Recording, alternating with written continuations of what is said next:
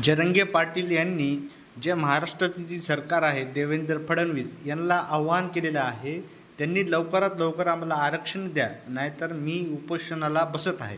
ते बी उपोषण असं आहे, याआधी ह्या देशामध्ये अशा प्रकारचं उपोषण कधीही झालेलं नाही आणि ते उपोषण स्टार्ट होत आहे 30 मेपासून, जे की अक्षरशः कडक उन्हामध्ये, काही मंडप नाही, डोक्यावर काहीच नाही, फक्त एक चटई असेल आणि भर उन्हामध्ये ते आंदोलन सुरू करण्यात येईल.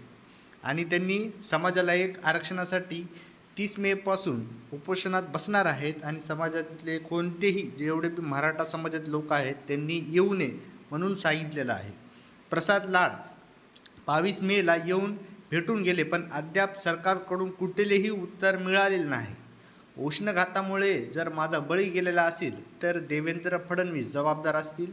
उपोषणावेळी कुठलाही मंडप उभारला जाणार नाही. मराठा समाजाला न्याय मिळेपर्यंत आंदोलन सुरूच राहणार आहे, असे जरांगे पाटील यांनी सांगितलेलं आहे.